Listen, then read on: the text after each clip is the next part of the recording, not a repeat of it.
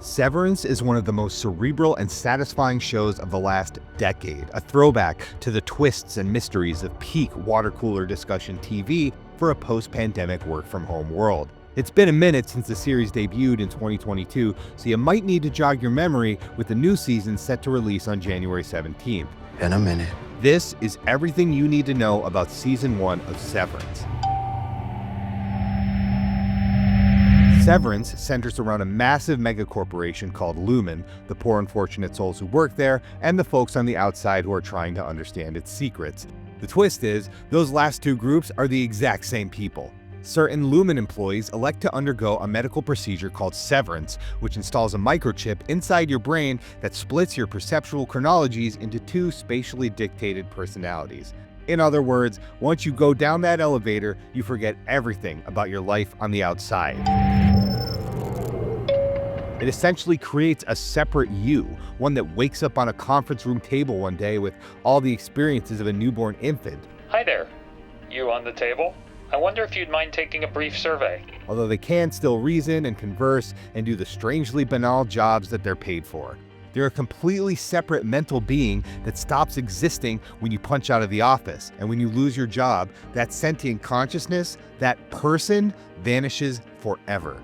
A severed innie working at Lumon knows absolutely nothing about what goes on in their outies world. You're not aware of anything outside of Lumon's sparse and eerie mid-century modern office building, a mix of the back rooms and the oldest house from Control. You're not even aware of what you're actually doing for work. You just switch on your 670s desktop terminal, spin your wooden trackball, and put the scary numbers into a box to earn some sweet, sweet perks. I've earned 4 of the 5-tier incentives, including the erasers and the finger traps that you see displayed here. Now, unbeknownst to the workers, life's going on just fine outside. It's not a futuristic sci-fi dystopia, it's just our world. There are convenience stores and smartphones. Metallica exists. Sleep with one eye open. People know about the severance procedure too. It's not a secret, although it's obviously quite controversial. People are fighting about it on cable news, and there are groups like the Whole Mind Collective campaigning against it in the streets.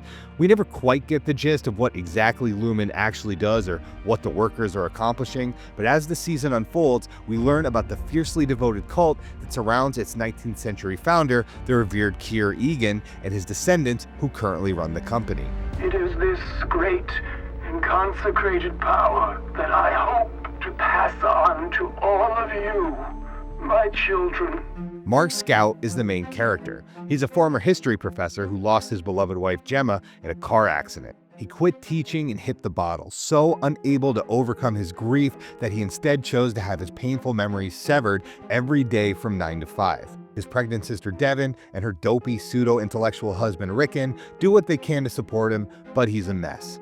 Inside Lumon, however, his innie is thriving. He starts the series with a promotion after his work bestie Petey mysteriously stops showing up. Mark now heads the macro data refinement division, whatever that means. A handshake is available upon request. Mark's two worlds cross when Petey appears before his outie in the real world. The two were super close on the inside, but to outie Mark, he's just a stranger with a bad nosebleed. An unknown party reintegrated Petey, reversing his severance, and he's trying his best to spill the beans, but he's having some gnarly side effects like hallucinations and gushing blood from his facial orifices. He eventually just up and dies, leaving Mark with his cell phone and a whole lot of questions about the place that signs his paychecks. Mark meets Petey's daughter at his funeral, a young musician who hates everything Lumon stands for, hardening his outie's resolve against the company. Do you ever think that maybe the best way to deal with a up situation in your life isn't to just shut your brain off half the time? Harmony Corbel is Mark's boss, a fanatically devoted follower of Keir Egan. We serve Keir, you child! See, the company handbook at Lumon is less of a book of rules and more of a biblical text to scare the workers into submission.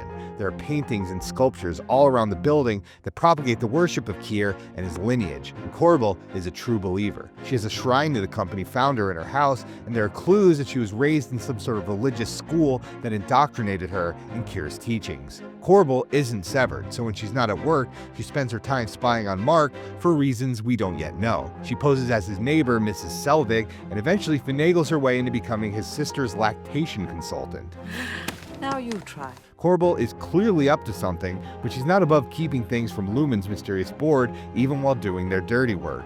After she extracts Petey's reintegrated severance chip from his corpse's skull, Corbel has proof that the process can be reversed, which she uses as leverage over her corporate superiors until they up and suspend her instead, which she does not handle well at all. Seth Milchick is Corbel's number 2. He's the supervisor on the severance floor, so he's in charge of orienting new hires and keeping up morale with perks like melon parties. Hello, refiners. Ooh, sweet melon bar. He's also there to keep the severed workers in line. He might have a friendly smile and music dance experience moves for days, but make no mistake, Milchick is a very scary dude, and if you step out of line, he'll throw you in the break room without a second thought. Read it. That's the re-education torture chamber where misbehaving workers are forced to recite one of Keir's creeds hundreds if not thousands of times until a lie detector and Milchick say you can leave. I'm afraid you don't mean it. Milchick is one of the more underexplored characters in the show. We don't really know what makes him tick yet, and he's worth keeping an eye on during season 2. Good morning, macro data refinement. One character we do learn a ton about is Helly Riggs. One of Mark's first tasks as director is to orient the new hire Helly, a young woman newly awakened as an innie who immediately wants to quit her new job. Ow! Let me out! Severed employees are supposedly free to leave, but only if their outie self agrees, and Helly's other self coldly refuses the resignation. I am a person. You are not.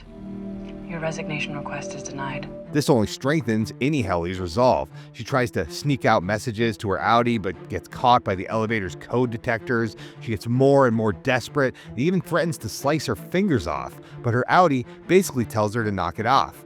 At the end of her rope, Helly ultimately attempts to take her own life by hanging herself, which still fails to convince outie Helly that maybe this job isn't the best fit for her. Helly's rebellious streak slowly begins to catch on with her fellow workers. Mark doesn't need much prodding, what with his dying best friend pointing him towards a sinister conspiracy and all, but the other 2 employees of MDR still needed a little more motivation.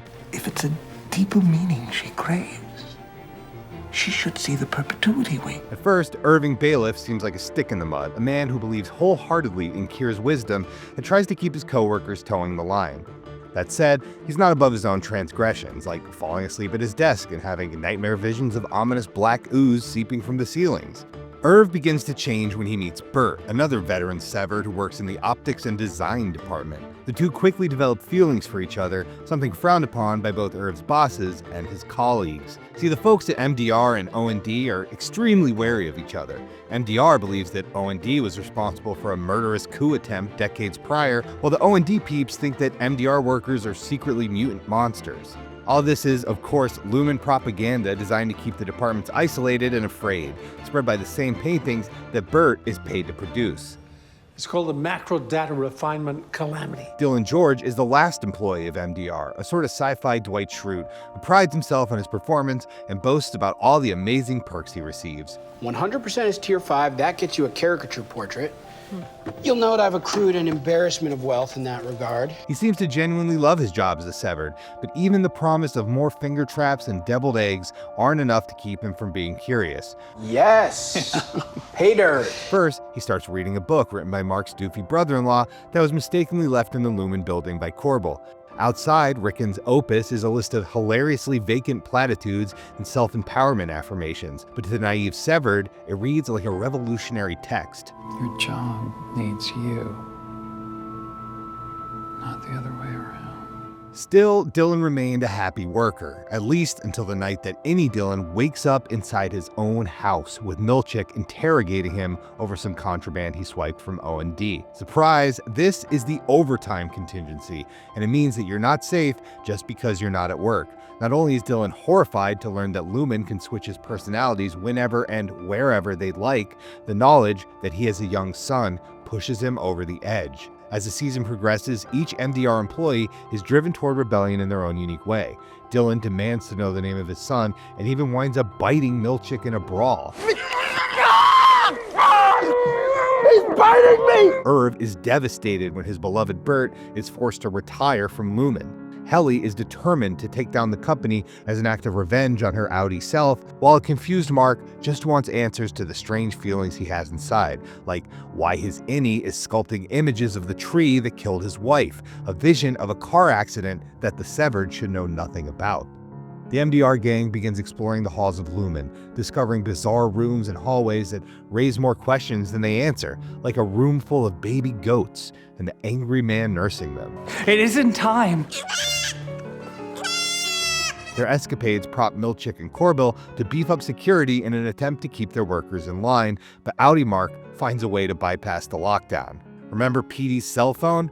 Well, it's been ringing this whole time, and when Audi Mark finally answers it, the voice on the other end knows who he is. Is this Mark Scout? It's a woman named Gabi, a former Lumon surgeon who figured out how to reintegrate the Severed. I put that chip in your head, and I'm still the only one who can deactivate it. The two meet in secret, and when a Lumon security officer named Grainer crashes the party, Gabi beats him to death with a baseball bat.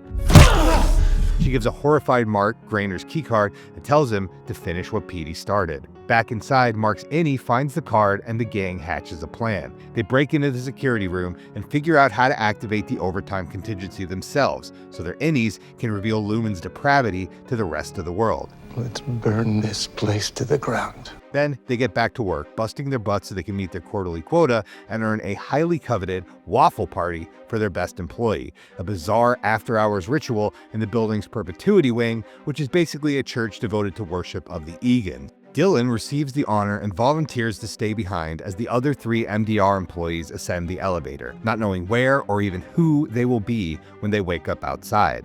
Before they leave, Mark and Helly share a kiss. In case we don't come back. Dylan ditches the waffle party, barricades himself in the security room, and activates overtime. Irving wakes up in his house, where he learns that his Audi is a Navy veteran and artist who spends his free time obsessively painting creepy corridors covered in the same black slime from his visions at work. Like Mark, Audi Irv has clearly been doing his own research as well, and he finds Bert's address and heads over to his place. Helly finds herself backstage at a Lumon corporate gala, bumping elbows with high-ranking officials and politicians like Angelo Arteta, a pro-Severance state senator deep in Lumon's pocket whose own wife Gabby used the procedure to avoid dealing with the pain of childbirth. Helly R is horrified to learn that she is actually Helena Egan, daughter of the 8th and current Lumon CEO, James Egan, and she knowingly volunteered to work at MDR as part of a propaganda scheme to normalize the procedure in the eyes of the public to support her father's vision of an entirely severed world. Everybody in the whole world should get one. When Mark switches, he's at his sister's house attending a reading for Rickon's book. He's shocked to discover that Corbel is there as well in her Mrs. Selvig disguise. Mark comes clean to Devon about everything, but Selvig is long gone by the time they realize what she's up to. Selvig/Corbel realizes that Mark's innie is awake and speeds back towards Lumon to try and stop them. Back at the house, Mark sees a picture of his ex-wife and is shocked to realize that she's actually Ms. Casey, Lumon's recently fired wellness counselor, who is very much alive. The season ends with Helly on stage, about to expose Lumon's inner workings, and Irwin at Bert's doorstep, heartbroken to see his work crush happily married to another man. Mark bursts into the crowded party and screams, "She's alive!" And at that exact moment, Milch manages to break into the security office and tackles Dylan, immediately ending the overtime contingency and switching his MDR friends back into their Audi cells at an extremely inopportune time. Despite their time being cut short, the innies managed to get at least part of their message across to the Audi world. We're not happy. We're miserable. But we'll have to wait until season 2 to see the repercussions. Can Helly's corporate heiress control the damage of her rebellious counterpart? Will Mark's revelation be dismissed as merely an alcoholic outburst? What kind of consequences are Dylan and Corbel going to face for their actions? And who is Gabi, and how did she crack open the secrets of the severing process? Well, we won't have to wait long to find out, because season 2 of Severance drops January 17th on Apple TV+.